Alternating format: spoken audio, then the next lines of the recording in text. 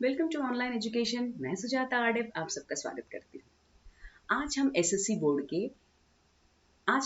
Board के कुमाल भारती कक्षा 10वीं में से 8वां पाठ करेंगे, जिसका शीर्षक है प्रण। प्रण के रचयिता है मोहन राकेश जी। इनका जन्म 1925 अमृतसर में हुआ था। इस प्रस्तुत पद्यांश में प्राकृतिक दृश्यों का मनोरम वर्णन किया गया है। यह तत्कालीन देशकाल परिस्थितियों में माँ पुत्री के संबंध और इसकी झलक को देखने मिलता है। तो चलिए शुरुआत करते हैं। पाठ प्रण। पात्र अंबिका, ग्राम की एक वृद्ध मल्लिका की माँ। मल्लिका अंबिका की बेटी। अंक पहला, पर्दा उठने से पूर्व हल्का हल्का मेघ गरजना और वर्षा का शब्द जो पर्दा उठने के अनंतर भी कुछ क्षणों तक चलता रहता है, फिर धीरे धीरे धीमा पड़कर विलीन हो जाता है। पर्दा धीरे धीरे उठता है। एक साधारण प्रकोष्ठा दीवारों की लकड़ी के है और परंतु निचले भाग में चिकनी मिट्टी से पोती गई है। बीच बीच में गेरू से स्वस्तिक चिन्ह बनाए गए हैं। प्रकोष्ठ में एक और चूल्हा है। आसपास मिट्टी और कांसे के बर्तन सहेज कर रखे हुए हैं।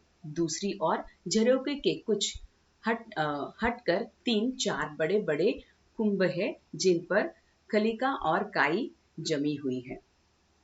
चूल्हे के निकट जो चौकियां है, उन्हीं में से एक पर बैठी अंबिका छाछ में धान फटक रही है।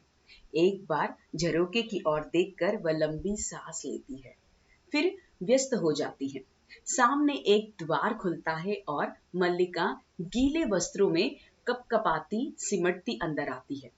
अंबिका आंखें झुकाए व्यस्त रहती है। मल्लिका क्षण भर टिटट करती है, फिर अंबिका के पास आ जाती है। अब मल्लिका कहती है, आषाढ़ का पहला दिन और ऐसी वर्षा माँ, ऐसा धरा सारा वर्षा दूर दूर तक की उपक्तियाएं भीग गई है और मैं भी तो देखो न माँ कैसी भीग गई हूँ। अंबिका उस पर सिर से पैर तक एक दृष्टि डालकर फिर व्यस्त हो जाती है। मल्लिका घुटनों के बल बैठकर उसके कंधे पर सिर रख देती है। गई थी कि दक्षिणी से उड़कर आती बकुल पंक्तियों को देखूंगी और देखा सब वस्त्र भीगे आई हूँ। मल्लिका अपने केशों को चूमकर खड़ी होती हुई ठंड से सिहर जाती है। सूखे वस्त्र कहाँ है माँ? इस तरह खड़ी रहोगी तो जुड़ा जाऊंगी। तुम बोलती क्यों नहीं? अंबिका आक्रोश की दृष्टि से उसे देखती है।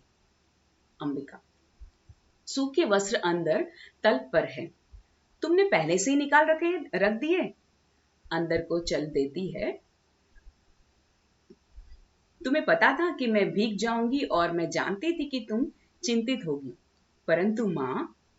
द्वार के पास मुड़कर अंबिका की ओर देखती है। मुझे भीगने का तनिक खेद नहीं है। भीगती नहीं तो आज मैं वंचित रह जाती।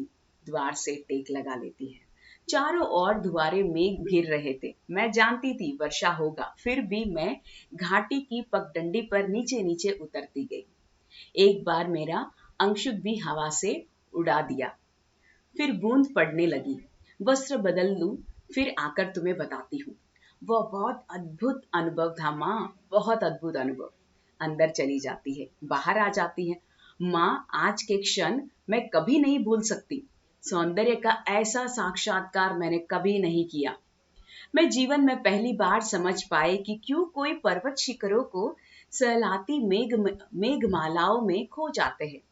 क्यों किसी को अपने तन मन की अपेक्षा आकाश में बनते मिटते चित्रों का इतना मोह होता है। क्या बात है माँ, इस तरह चुप क्यों हो? अंबिका, देख रही हो मैं काम कर रही हूँ। मल्लिका, काम तो तुम हमेशा ही करती हो, परंतु हर समय इस तरह चुप नहीं रहती। अंबिका के पास आ बैठती है। अंबिका चुपचाप धान फटकती रहती है। मल्लिका उसके हाथ से छाछ ले लेती है। मैं तुम्हें काम नहीं करने दूंगी, मुझसे बात करो। अंबिका, क्या बात करूं? मल्लिका, कुछ भी कहो, मुझे डांटो कि भीड़ कर क्यों आई हो, या कहो कि तुम थक गई हो इसीलिए शेष दान मैं फटका दूं, या कहो कि तुम घर में घर में अकेली थी, इसलिए तुम्हें अच्छा नहीं लग रहा था। अंबिका, मुझे सब अच्छा लगता है और मैं घर में दुकेली कब होती हूँ। तुम्हारे यहाँ रहते मैं अकेली नहीं होती। मल्लिका, मैं तुम्हें काम नहीं करने दूंगी। मेरे घर में रहते भी तुम अकेली होती हो। कभी तो मेरी बदसुनता करती हो कि मैं घर में रहकर तुम्हारे सब कामों में बाधा डालूंगी, और कभी कहती हो, पीठ के पीछे से उसके गले में बाहें डाल देती है। मुझे बताओ तुम इतनी गंभीर क्यों हो। अंबिका, दूध आट दिया है, शर्करा मिला लो और पी लो। मल्लिका, नहीं, तुम पहले बताओ। अंबिका, और जाकर थोड़ी देर तलपर पर विश्राम कर लो, मुझे अभी। मल्लिका, नहीं माँ, मुझे विश्राम नहीं करना है। थकी नहीं हूं मैं, विश्राम नहीं करूंगी। मुझे तो अब भी अपने बरसाती बूंदों की पुलक का अनुभव हो रहा है। तुम बताती क्यों नहीं हो? ऐसा करोगी तो मैं भी तुमसे बात नहीं करूंगी। अंबिका कुछ न कहकर आंचल से आंखें पोंछती है और उसे पीछे से हटाकर पास की चौकी पर बैठ जाती है। मल्लिका क्षण भर चुपचाप उसकी ओर देखती है। क्या हुआ माँ, तुम रो क्यों रही हो? अंबिका, कुछ नहीं मल्लिका, कभी बैठे बैठे मन उदास होता है। मल्लिका, बैठे बैठे मन उदास होता है, परंतु बैठे बैठे रोया तो नहीं जाता। तुम्हें मेरी सौगंध है माँ, जो मुझे नहीं बताओ।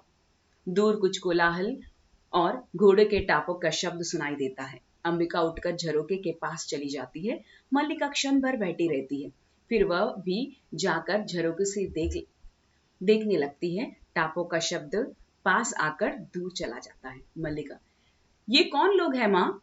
अंबिका, संभवतः राजा के कर्मचारी है। मल्लिका, ये क्या कह रही हो? अंबिका, जाने क्या कर रहे हैं। कभी वर्षा में ये आकृतियां यह दिखाई देती है, और जब भी दिखाई देती है कि कोई न कोई अनिष्ट होता है। कभी युद्ध की सूचना आती है तो तुम्हारे पिता की मृत्यु हुई, तब भी मैंने ये आकृति यहाँ देखी थी। मल्लिका सिर से पैर तक सिहर जाती है। मल्लिका, परंतु आज ये लोग यहाँ किस लिए आए हैं? अंबिका, न जाने किस लिए आए हैं। अंबिका फिर छाछ उठाने लगती है, परंतु मल्लिका उसे बाह से पकड़कर रोक लेती है। मल्लिका, माँ, तुमने बात नहीं बताई। अंबिका पल भर उसे स्थिर दृष्टि से देखती है। उसकी आंखें झुक जाती हैं। अंबिका, अग्निमित्र आज लौट आया है। मल्लिका, लौट आया है? कहाँ से? अंबिका, जहां मैंने उसे भेजा था। तुमने भेजा था? किंतु मैंने तुमसे कहा था अग्निमित्र को कहीं भेजने की आवश्यकता नहीं। क्रमश स्वर में और उत्तेजता आ जाती है। तुम जानती हो मैं विवाह नहीं करना चाहती हूँ, फिर भी उसके लिए प्रयत्न क्यों करती हो? अंबिका, मैं देख रही हूँ तुम्हारी बात ही सच हो जा रही है। अग्निमित्र संदेश लाया है कि वे लोग इस संबंध के लिए प्रस्तुत नहीं हैं, कहते हैं।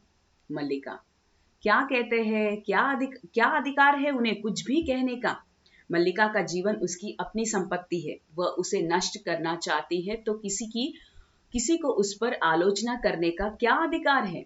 अंबिका, मैं कब कहती हूँ मुझे अधिकार है?